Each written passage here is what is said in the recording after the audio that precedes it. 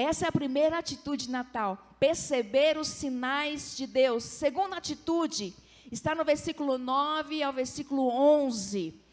Segunda atitude, seguir os sinais de Deus. Seguir os sinais de Deus. Se você está com a sua Bíblia aberta, você pode ver que depois que eles chegaram em Jerusalém, foram conversar com Herodes, perguntar onde estava o menino, porque eles queriam adorá-lo. Eles conversaram com o rei, conversaram com um monte de gente, mas depois de ouvir o rei, versículo 9, eles seguiram o seu caminho e a estrela que tinham visto no Oriente foi adiante deles, até que finalmente parou sobre o lugar ou sobre a casa onde Jesus estava, onde o menino estava. Versículo 10, quando tornaram a ver a estrela, encheram-se de júbilo. Ao entrarem na casa, viram o menino com Maria, sua mãe. Possivelmente, esses magos, eles eram da região de que hoje nós conhecemos como Iraque. Iraque fica mais ou menos 1.100, 1.150 quilômetros de Israel. E aí você imagina, caminhar 1.100 quilômetros, seguindo pistas, porque eles não sabiam. Eles sabiam que era Israel e que era nas redondezas de Jerusalém, mas eles não tinham certeza disso. Mas eles seguiram os sinais de Deus. Por quê? Porque antes eles perceberam esses sinais. E não adianta perceber os sinais.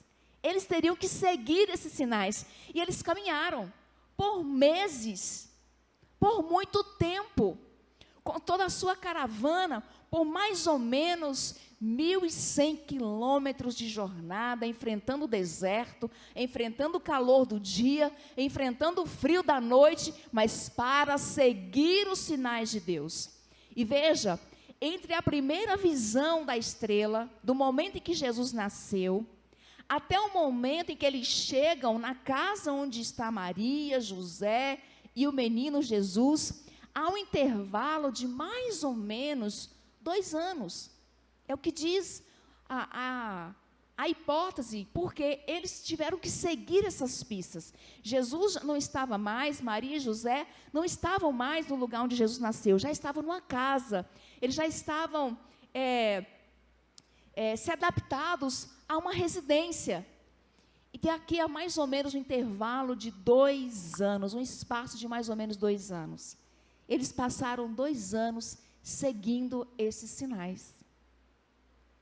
Enfrentando o deserto, enfrentando o calor, enfrentando o frio, para seguir os sinais de Deus. O entendimento sobre a adoração a este rei era tão clara, era tão viva no coração deles, que eles passaram 2 anos, quase 2 anos, caminhando à busca, à procura desse menino, à procura desse rei, porque eles queriam adorá-lo. Esse era o objetivo.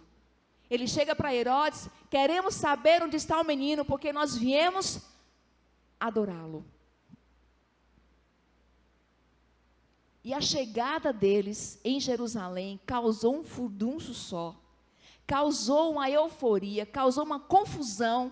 No versículo 3 do mesmo texto, diz assim: olha, quando o rei Herodes ouviu isso, ficou perturbado, e com ele toda Jerusalém. Então, provavelmente, não foram só eles 3 que chegaram. Foi uma comitiva, muita gente. Eles passaram anos, meses viajando. Então, eles tinham provavelmente seus servos, seus companheiros, seus camelos, suas carruagens, suas tendas.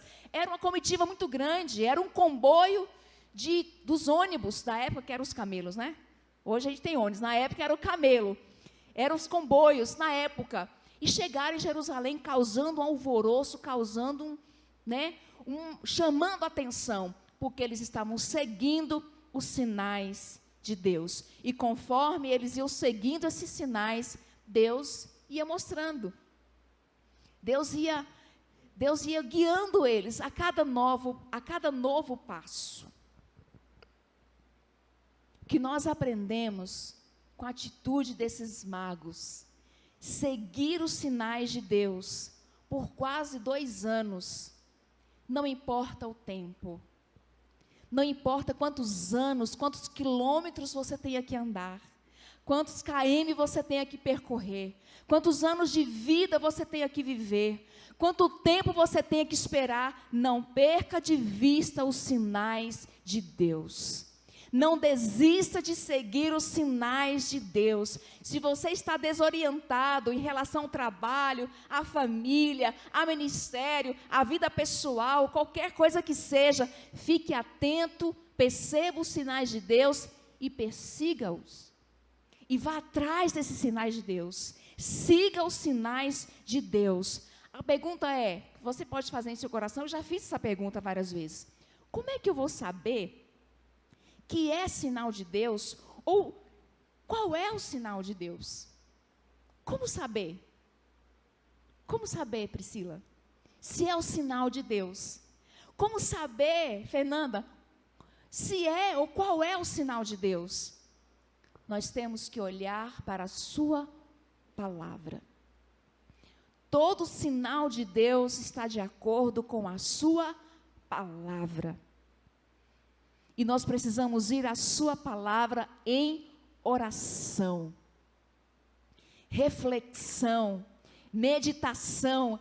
Esses magos estudavam as épocas e nós precisamos estudar a palavra de Deus para perceber os sinais e para seguir esses sinais. Precisamos orar a Deus, buscar em Deus, conversar com pessoas, conversar com seus líderes, com seus pastores, amigos, que possam te ajudar a entender e seguir esses sinais de Deus. Amém? Mas siga os sinais de Deus. Não basta perceber, é preciso seguir. Qual é o sinal que Deus está dando para você nesse momento da sua vida? Qual é o sinal que Deus está nos dando hoje para a Filadélfia, nesse momento da nossa vida, na nossa jornada? Em 65, faremos 65 anos de igreja?